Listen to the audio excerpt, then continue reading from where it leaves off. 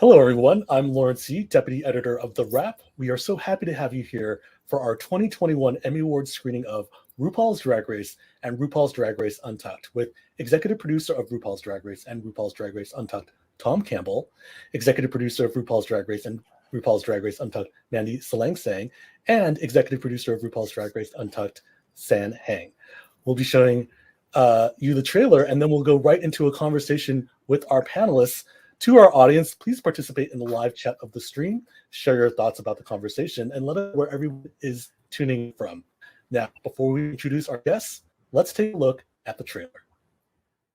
This season, my girls will make you flip. New Year's Day. It's out with the old and in with the new. The Emmy Award-winning series, RuPaul's Drag Race, is back. 13 new queens are in for the strut of their lives. I'm recently getting over cancer. You're changing the shape of drag. This is big. I feel like I have sisters in y'all. I hope you like surprises. I've got a big one. Everything you know She is here to play and slay. is about to change. This is crazy. Think you know Drag Race? Let me take a deep breath. Think again. What's happening? We're kicking off with 6 lip syncs for your lives. For our life on day one. It is time to bury these girls. Oh my God, season 13! Take a look around, honey. You got some competition. Where? RuPaul's Drag Race. New season rings in New Year's Day. Only on VH1. Welcome back. It is my pleasure to introduce Tom Campbell, Mandy Salangsang, and Heng. Hello, everyone. Hi, how are you? Hi, I'm great. Lawrence. Congratulations on the nomination and a great season of RuPaul's Drag Race and RuPaul's Drag Race Untucked. You know, it's a show that has had a lot of longevity and a lot of wonderful moments in our culture and our cultural zeitgeist. And we're here to talk a little bit about some of those moments from the latest season of Untucked. Now, this was an unusual season because it was shot during COVID, and Untucked was also shot during COVID. Talk to us really quickly about how this season in particular was a little bit different from the rest. Let's start with you, San. Well, visually, it was very different because we didn't get our usual behind the scenes stagey set where we get to just accumulate all the props throughout the season, which is always fun. We had to, go back to the workroom, which was expanded massively to just accommodate the crew to be able to shoot safely and be distanced. And that was okay because I think ultimately at its core, Untucked is about the content and the relationships. And, we use wherever we are, whether we're, on the regular Untucked, set, behind the scenes, or in the workroom, I think the most important thing is focusing on building the intimacy of Untucked in that space. So I think the first thing that I think of with COVID is just having to adapt to the changes in the set and just working with what we have. And I think it did not affect the content because that just speaks to the nature of the show and the cast and how great they are and the stories that they have to share. It didn't really affect that.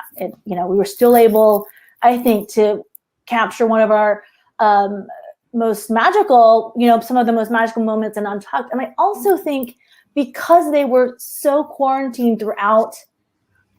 They were quarantined coming into the show. The ability to bond with people and not, I think that was really special for them. Those are the two things that stand out to me. I'll just add on to that by saying that even though I think every season is amazing on RuPaul's Drag Race and Untucked and the queens, we've created a safe space for them to sort of like let it all hang out and tell us their stories, which is amazing. They go around the world. But I do think because of COVID, less physical stuff, and it was the emotional, because we were one of the first productions fully back, and we went through incredible, medical procedures and protocols. I tell Dave heard this before, but on our last day of shooting, it was the same day that the White House broke out with COVID. Everybody had COVID in the White House. We're like, oh my gosh, RuPaul's Drag Race and Untucked has better COVID protocol than the White House. And I do think that magic that Sam's talking about was even more because we were also hungry for connection, and the queens got to have it with each other. On the main show, Ru's walkthroughs took forever because everybody wanted to talk, including Ru. So it was it was a survival kind of celebration on top of everything else. But Mandy, how is the COVID protocol still different for you?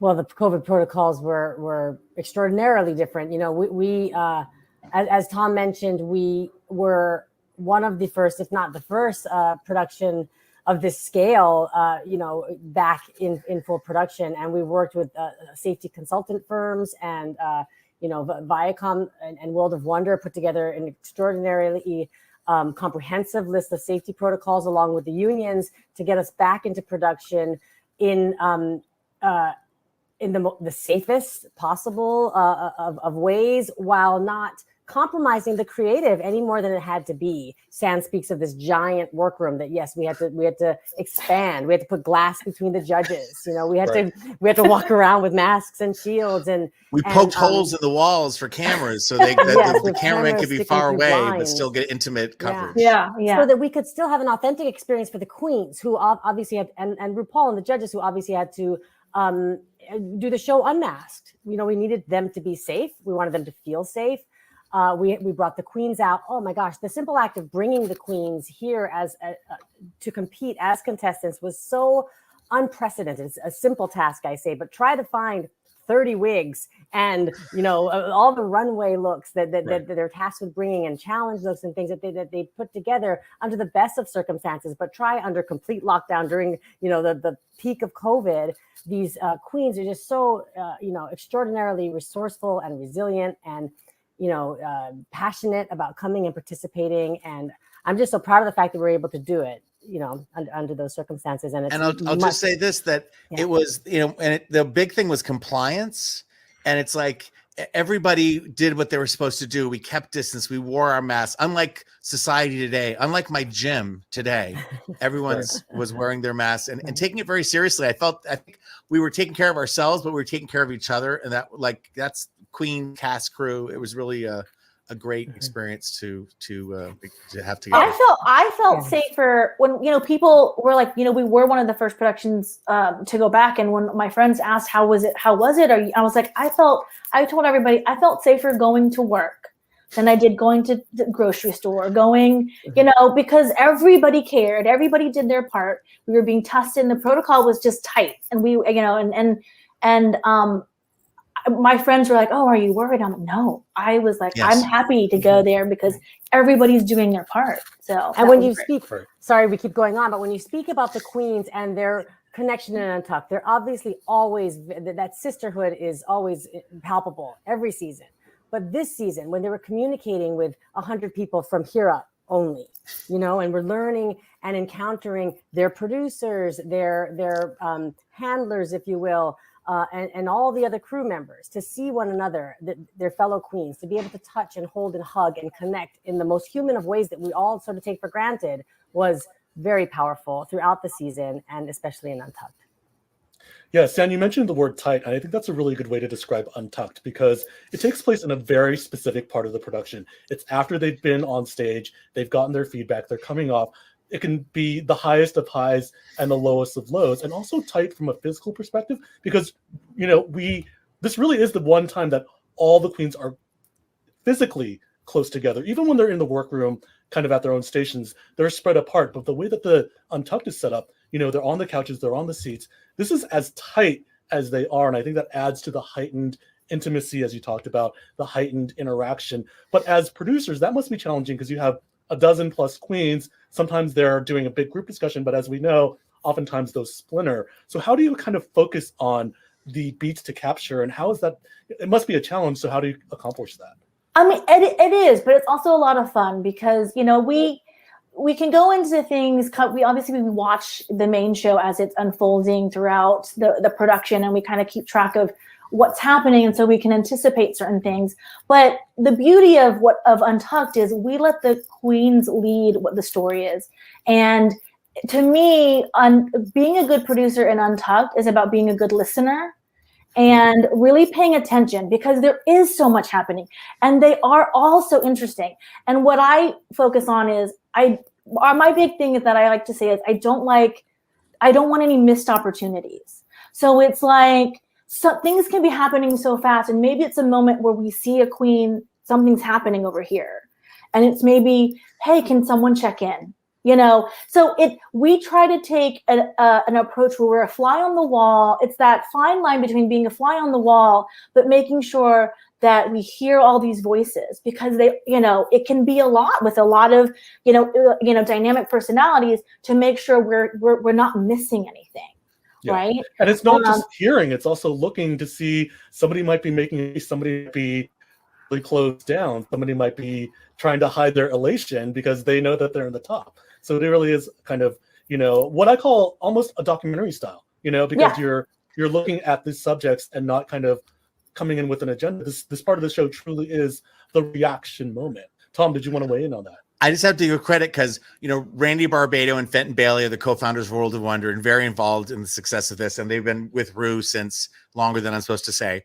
And, and it was Randy who, in the first season of Drag Race, if you remember the bad lighting and the thick filter, but we had the kiss and cry room, which turned into Untucked, which was every show had, right? And we had little tiny monitors because we were very low budget at the time. And I remember we were all like worrying about the deliberations and who's going to leave and writing stuff. And Randy is obsessed with the kiss and cry, like the single camera. He goes, this is a show. And I have to say, World of Wonder and Randy and Fenton at the utmost, Untucked is the two things that we love the most, and I hope, knock on wood, do the best, which is drag and documentary. And it really is. Right. With it, you think, is there anything more to say in Drag Race? Don't they have the workroom, and don't they have the runway, and don't they have this and that?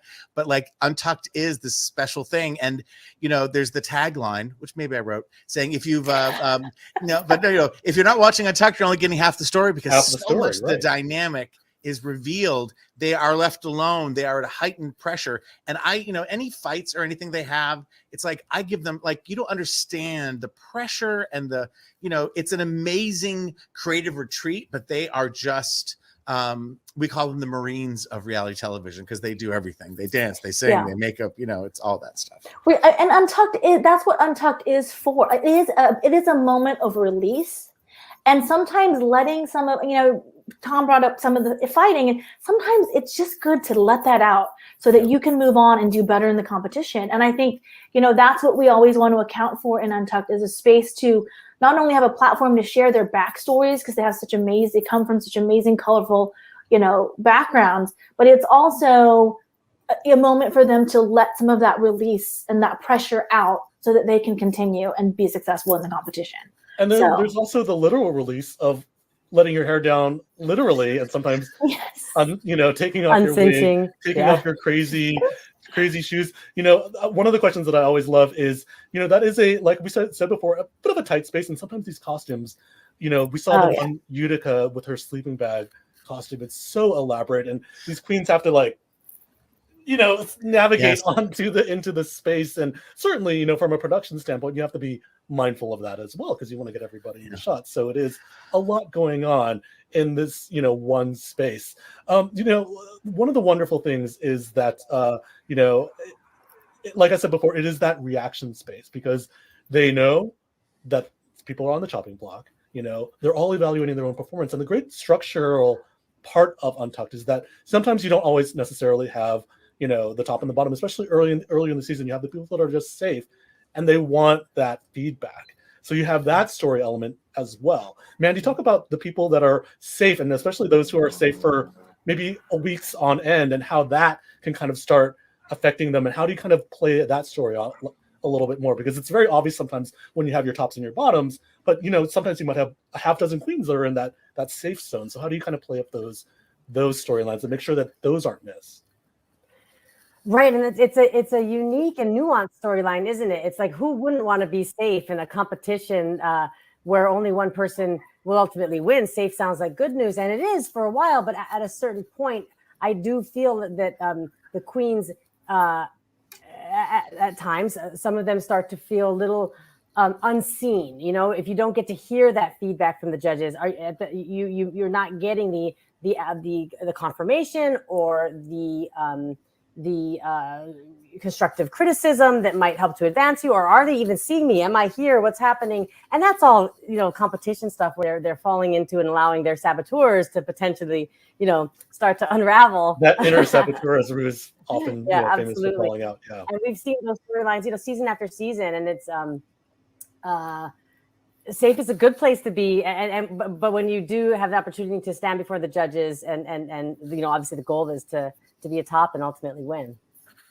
Right. The only good thing about being safe is you get to sit down and not stand on the runway in your high heel shoes. So that Sure. I don't know if anyone ever measures that, but there's a lot of standing, a lot of And sometimes a those lot of deliberations sore can feet. take a while. The magic of TV, we see it cut, but sometimes there are some tough choices that have to be made, and the judges, ask a lot of questions, and the queens obviously want to defend their case for staying. So that is part of the magic of the show is that Untucked allows is to get that extra analysis, and it's what I love from it is that it's the queens analyzing each other. So oftentimes they're asking like, well, who do you think was the strongest? Right, because they missed the critiques, right? So they miss the critiques, so it's in their own heads. And when the top and the bottom queens come in, sometimes they can match exactly who's right. Yeah.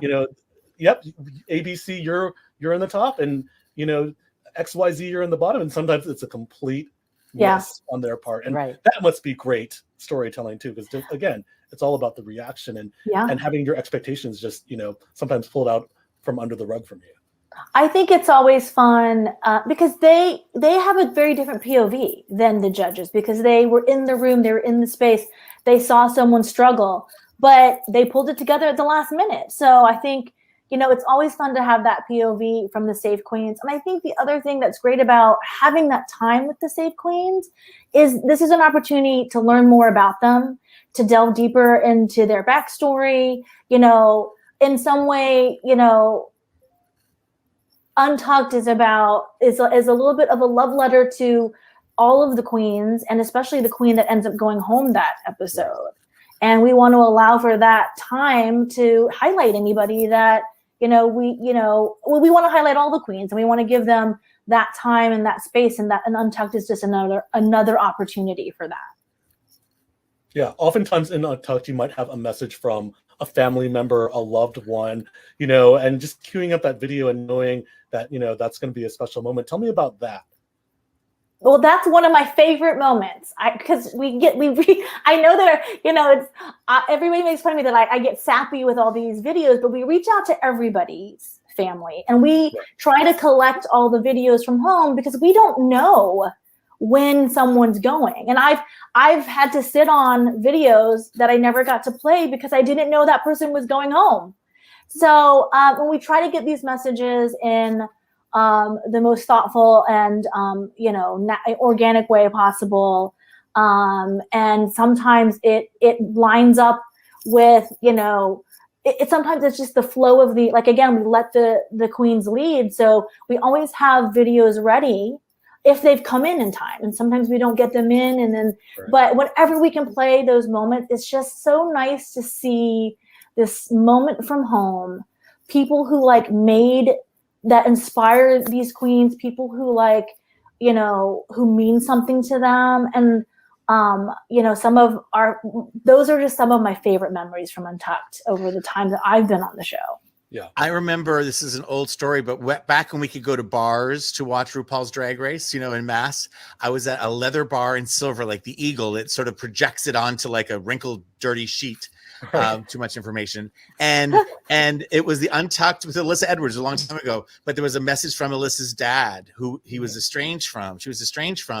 And, you have all these like hot, guys all like who love Drag Race. And I don't know what happened before, but it was a funny moment. That's the thing about Drag Race and Untucked. You go from laughing or being intense fight. And then, Alyssa, it's dad, and Alyssa's reaction. And I'm telling you, it was like a gay gasp in the entire place, because it's just in that moment, in the tone, things were said, but it was the tone and the reaction that were all like, oh my God, I know that feeling, that feeling of being seen for the first time or listened to for the first time by somebody you love. And, you could, almost, and you don't have to even know the backstory deeply to know that we all have that, have experienced that situation to some respect. So like San says, you think like, oh, that's going to get corny, we're not going to do that this year. It's like, no. And they're alone. And they're away from everyone for so long that it's also just, it means more, again, anyway, I'm going on. No, they're definitely my favorite moments as well. It's a glimpse inside, it's a private glimpse inside the lives of these queens that isn't on display in the workroom necessarily. It's their grandmothers, their mothers, their partners, people who matter to them, people who love them unconditionally, and just show us a humanity we can all relate to. They're absolutely my favorite parts of the show as well. Right. And speaks to the diversity, the deeper dig into the diversity of our cast, because it's high, low, it's different ethnicities. You know, I see certain moms come on the screen. I'm like, oh my gosh, she should be a contestant. You know, she's so young and beautiful. Right. So it's an amazing array of people, and that's where we come from. You know, we're everywhere, and we come from everybody, and that's the beautiful, universal thing about Drag Race. And the other universal thing is that all the queens are competing, and they're all away from home. So the wonderful thing about these messages is that after they play, all the queens are super supportive of who the recipient is, because they know that they are also away from their families and their loved ones for this extended period of time. And they'll be like, yes, I miss my mom. I wish your mom was my mom, and other things like that. You guys all mentioned that, this is one of the favorite moments of your show. Was there a favorite Untucked episode from this season that you liked? We'll go around the horn. We'll start with you, San. Well, episode 5, where everyone wants, and everyone will. I think it's easy to assume because there was a big fight in that episode, but it's actually my favorite because, like Tom said earlier, it was like up and down, up and down. There was an argument. There was hugging and crying. There was immense laughter. I mean, the girls were outside, and it was so organic. There was this beetle flying around, and they freaked out, running around. They're laughing hysterically. And that's what happens. We go from this moment of intense stress and pressure between two of the queens to I'm laughing hysterically. I'm about to wet my pants. And that's what I love about that episode is and then we have sweet moments between the queens really trying to embrace the queen who's who might be on the bottom, who thinks she might have to lip sync. And that's what I loved about that episode, is just having the variety of that type of emotion in one 30-minute show is, doesn't happen. So. Yeah. Tom, what about you? I just rewatched episode 5, so I'm in love with that one, and I because I do remember it. I'm guilty. I do remember it from the fight, and then you watch it, and I totally forgot about the Beetle thing and the craziness and how, because it gets uncomfortable. I'm not a big conflict person. When I watch people who are unafraid, like a Candy Muse or Tamisha Mon, to actually let it out, it's cathartic in a way for me, because it's and we live in this world of social media, and sometimes people in general, sometimes the queens think they can edit themselves or produce themselves, and it's again, Ru always says it's about breaking down the death of self and the rebirth of your new self, and any kind of hesitation you have to sort of have a mask on, even though it's drag. And RuPaul will say again that drag doesn't hide who you are; it reveals who you are. But I loved that episode, and I love Untucked for all of it. Mandy, what about you? Well, I wish I had a different answer, but there's something very special about that episode. And I think, that Beetle is like our studio mascot, because I think we've all here been chased by that Beetle or one of its relatives. But no, it is. It's to me, it embodies and encompasses the human condition under this sort of stress of this competition, under this sort of familial energy that we can all relate to, the most aggressive of arguments, inspired and prompted by miscommunication that we can all sort of relate to, and coming to an understanding, at least for the time being, and then laughing the whole thing off while you're chased around by a big green beetle. And it's so very, very special. I think there in the episode, what's represented is just the some generational differences, again, to speak to the diversity of our cast and how young some of them are, and some of them so much more seasoned and experienced with a different point of view, and from different places with different backgrounds, and it all really came to a really, really wonderful culmination in that episode. And again, it's not the fight for me; it's how we got there, how we got past that, and what all the different parts of it. It's very. I will add too to Mandy's point. What I love about this episode, and I think the responsibility of our show at large that everybody feels important about. It's not just about. I think what we don't put in the show is as important as what we do put in the show. And I think you know, it would have been an easy choice not to do the Beetle moment, you know, because there's lots of stuff that we could put in. But I think what is important for us is to allow viewers to see, you know, everything. Like, you know, there wasn't just this fight. We can focus on that, but there was moments of tears and comfort. There were moments of like immense laughter.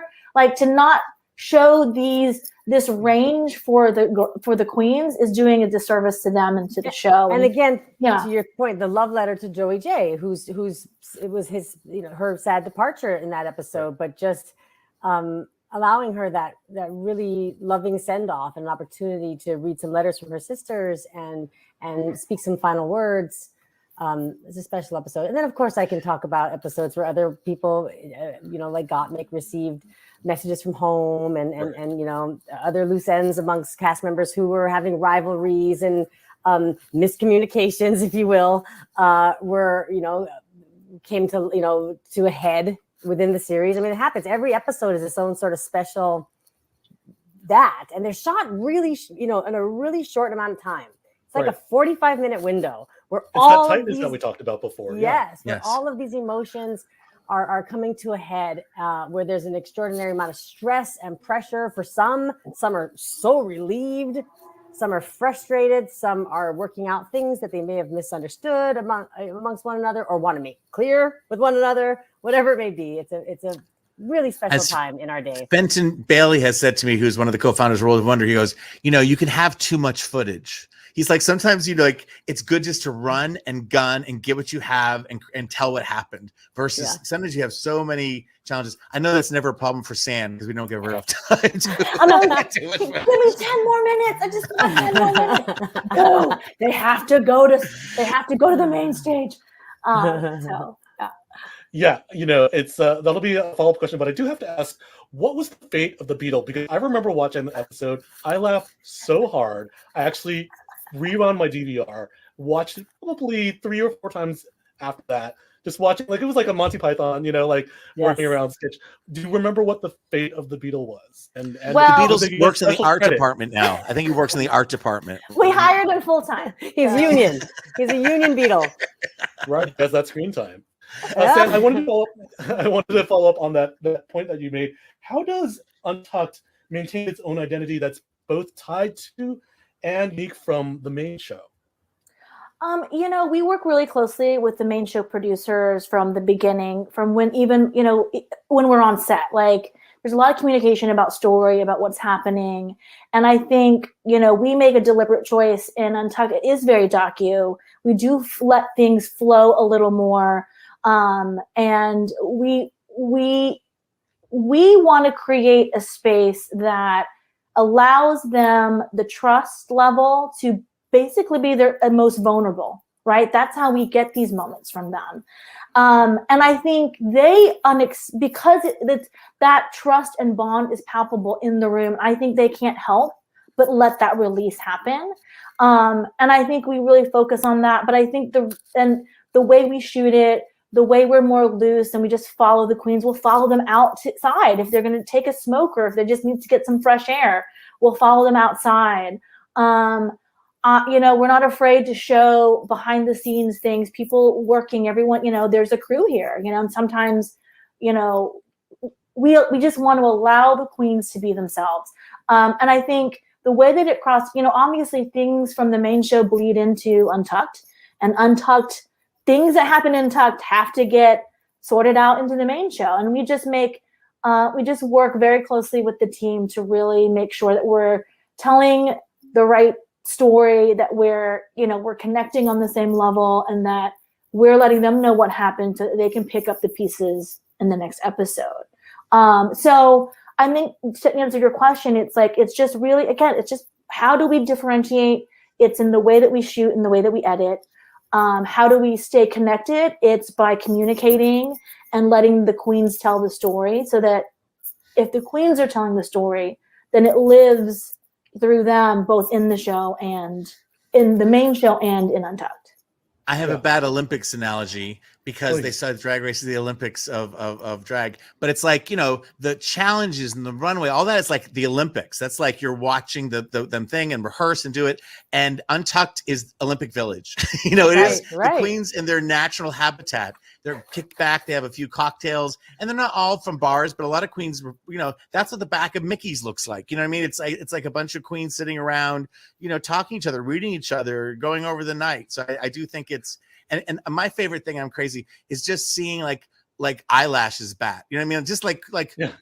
Just this incredible creature and this thing of beauty just sort of at rest and like boom, boom, boom. It's like the best nature movie or something. I don't know. It's exploration of beauty as well. Yeah. Sen mentioned and it's just a kiki. It's like, it's a kiki amongst good friends and sisters, you know, and it's really, I think the definition of fly on the wall. You know, they've let us into their coven. No, they've let us into their dressing room. Their sacred space. Almost it's all almost like exactly. Yes. Where they're free to be themselves, to speak their minds, to not worry about how it'll impact their standing in the show or their performance in the competition. And they're just really, like you said, Tom, they're in the Olympic Village and they're just, you know, defragging and talking it through with their sisters. It's really authentic. Yeah.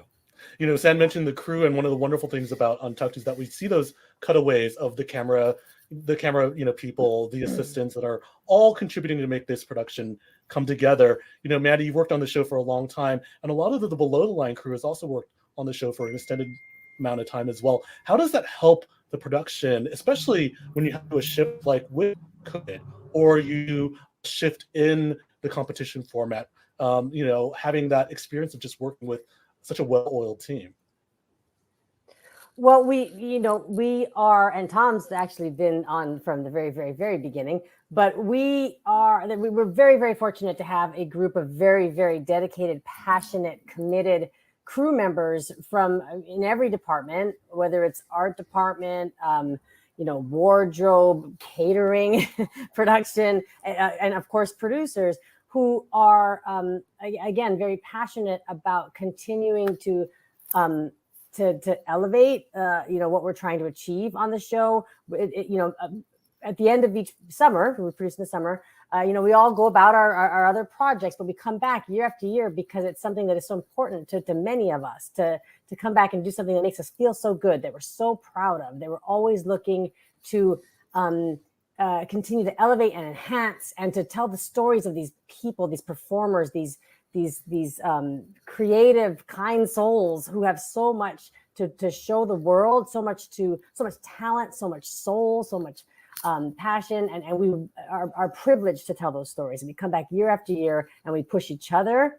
And you know, it's a safe space for us creatively to come up with the zaniest of ideas and try to find the, you know, ways to pull them off. And you know, I could go on and on about the crew. It's a very, very dedicated team, very talented and passionate. I feel like too, our crew is our best audience. Like we know, like when, you know, the straight camera guys are crying, we already know, but you know what I'm saying? Like the emotions you have watching the show happen in real time on the stage. You know, you have people come to like, that was the best that was the best musical I've, you know, people will confront you in the parking lot and tell you, because they know, and they've been there, you know, or just heartfelt moments and so much respect. Don't take it for granted, but you know, you go on other sets or something, the idea that these are, you know, drag queens, that they're, you know, either men dressing as women or gender non-fluid or trans, like everyone's really respectful. They get it. Rue articulates it so well, episode after episode, year after year. And we're all, I don't know, we're all in it together. It's a really special group. And in this year, in particular, it's always important and special to us. But in this year that we had, you know, with COVID and just those uncertain times, scary times where we weren't sure whether we were going to be able to pull off a season like we have in the past.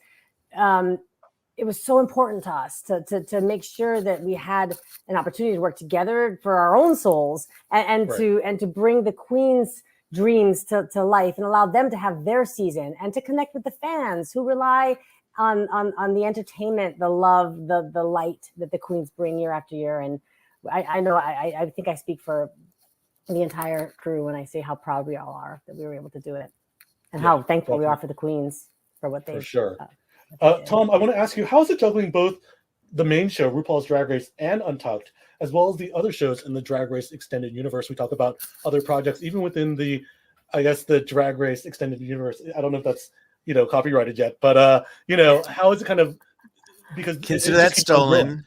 Yeah, I'm going to try to figure out a way where I can plug RuPaul's Drag Race Live, currently playing at the Flamingo Vegas. Did I do that? Did I do that okay? Did I get the plug in? It's an amazing time. Again, it's hard not to think of this because we've all been in this so long, but we started off as this little tiny show with a little tiny budget on logo. And it just didn't, no one was watching. There was no ratings, but we knew we had something emotional happening. And I always tell the story. My friend Max Muchnick was a judge one season early on, and he got a call the next day. This is before Netflix or anything. And he got a call the next day, like from a friend in Vietnam. He's like, I saw your show. You were great. So it was the most like pirated show in the universe. It was like this thing that people just wanted to see. And Netflix helped open it up. And then, and then again, Randy and Fenton and Rue, who've been pushing, I don't want to make it sound negative, but pushing the rock up a hill in a way about drag, because, when we pitched RuPaul's Drag Race in 2008, when George W. Bush was president, we thought for sure Rue's had all his success in the 90s. We're bringing him back with this fun idea. We're going to be on E. We're going to be on Bravo. We're going to be someplace. And we met all those people. We love all those people. We have shows on those networks. And they would all say, we love this and we love, we can't do this kind of a show. And so the world has changed, and we've had to change with it, which is really great. And so any opportunity that comes our way, not to sound great, but it's a miracle. So it's like there were certain times when we're doing, the real show in Untucked, I think we have, it's easy for me to say because they execute it, but it's like we have it down to a science. We get it done. We block it for the day. It's one big entity, even though it gets pulled off, and it's an amazingly efficient way to do a second show. If it wasn't great to begin with, it's awfully efficient, but it's both of those things. We have this content, we use every bit of it we can. These queens are just amazing in every light. And then doing spin-offs, whether it's Celebrity Drag Race or All Stars is a spin-off, I guess, but we would not do it. And it's just any opportunity that comes our way, we're doing, because this is the moment. And if not now, when? And it doesn't, I think if we felt like it was getting old or stale, we would be disappointed in ourselves or not want to do it. But, we pride ourselves as creatives trying to really keep the show fresh. But what really makes the show fresh, is the queens, that they come, that they've changed, that they're educating us every season about where they come from and how they identify, and and what language people are using, and it's just, and what expressions, hey sis came from hi is old, was good, but now anyway. So anyway, it's a long rambling answer, but we just do it and do it all because we can, and because it is, everybody in television is smart and works hard, and that Drag Race is recognized by awards is great, but more by the people who just say, even when celebrities come on, I won't say who because we haven't announced it yet, but this big A-list movie stars came on, and I said, we're so happy you're here. And she said, you don't understand. She goes, I found Drag Race when I was really, really down, down doing it. And she goes, and it saved my life. And I'm just like, it's just like, because it's just, there's something about, and we make the show with love. I know we do. And I know we greet people with love. I know when celebrities leave our lot at the end of the night, they're there for a long time and they're always happy. There's something, that comes from the head down. That's RuPaul all the way down in terms of, creating something that has excellence and integrity and a point of view. And Ru will say, and he says it when you believe it, but like, our show is about the tenacity of the human spirit. People, you don't become a drag queen to blend in. You can't be super outrageous one second and then pull back in the closet the next. You are saying, I'm all of this, and I'm doing, something that society says isn't okay. And now it's being, seen as an art form, and as, as a, Paul will also say, every time he bats his false eyelashes, he's making a political statement. So we try not to be preachy, but just in our actions, be the joyful part of being queer. Yeah. Joy is such an important part of the show, and there's also obviously some challenging things that are brought up. This year we saw some very candid discussions about Black Lives Matter. You shot, this particular season during a lot of the heightened kind of racial reckoning in the United States. We had a wonderful conversation. I actually wrote this article, and I had interviewed La Ree about her experience, because she had lived very close to a situation where a Black man was murdered by police. Those are just, again, parts of the conversation. This is what's happening in our culture, that is very maybe specific to 2020, 2020, 2021, but infiltrates the show. And I don't mean in a bad way, but it's just the reality that some of these queens are living in, is there's a lot of joy, but there's also a lot of things that can be painful or conflict. Absolutely. And how do you, and it's your job to capture that, I guess. And again, quoting Rue, but Rue says, don't take life too fucking seriously, because there's really important things like love and kindness or whatever, but the rest, and drag is there, and serious stuff happens, but drag is there to remind us not to take life too seriously. And that doesn't mean that people haven't dealt with, our cast haven't dealt with, childhood things, HIV is still a part of our community. Race is a huge, race issues all over. But instead of being kind of beaten down by it or victims of it, and not ignoring it or putting a bow on it or putting up, but it's it's the tenacity of the human spirit of queer people saying this experience, these varied experiences of overcoming adversity and making beauty out of it and making fun of it, because it's all nothing makes sense if you think about anything too long. And that we're making each other laugh. That's the other barometer of fun on the show. It's like, did Rue laugh? It's like, yes, he did. It's like, oh, okay, we're good. Rue's laugh sort of lights up the room. And so there's heavy stuff out there, and somehow we're, it's, instead of it being about sad victimhood, it's about how all this adversity makes and helps define the queer experience in a way that, by the way, extends to audiences that, sweet, sensitive souls. Rue says it's not just queer people or what your sexual orientation is, it's a sweet, sensitive souls, people that, see the world for all of its, beauty and its harshness, and choosing beauty, at the end of the day. So one thing I find so, drag is political, obviously. Drag is art. Drag is an incredible platform for these queens who are from all walks of life, all cultures, all socioeconomic backgrounds, to share their art. And whether that is an expression of a platform or a statement that's important to them. I use examples of Simone and some of the wardrobe looks where she took opportunities to make very powerful political statements that were important to her. That Black Lives Matters, Trans Lives matter, and the enormous amount just highlight Black excellence in general with absolutely. And to take those looks, obviously there was stunning fashion. Every season there's stunning fashion, but also every season there is that presence of the message that these strong, brave queens who are not just brilliant performers, but also have important things to say, to express their experiences and to try to be heard and to try to make a difference. And they do. I'm so proud of them every single time. When someone like Simone, Simone turns a runway in a wardrobe in an outfit like that, it's stops you in your tracks. It's breathtaking. It makes you think, and that's the point. It's so powerful. It really is. And I think one of the we're coming up on time, so I really want to be respectful of that. But the other wonderful thing about Untucked in particular is it's given us so many memes. We have back rolls. We have I'm feeling very attacked. We have I said what I said. I want to know, we'll go around the horn for this last question. What is your favorite meme from Untucked? And how do you react when you see it all over Insta and social media and you just laugh and you be like, wow, that is just all the magic captured in one, GIF or one clip? We'll start with Sam. You look like you're ready. There's so many, but one of my favorites is when Brooklyn Heights just started to build a fort around her with all the pillows. Mm-hmm. It wasn't a meme. She didn't say anything, but her face and just what she did was just, it blew up. Everybody was retweeting it and making memes and GIFs out of it. And I just love those moments because they're just, you just never think that these moments are going to be anything, and people just latch onto them. That's one of the moments that make me laugh.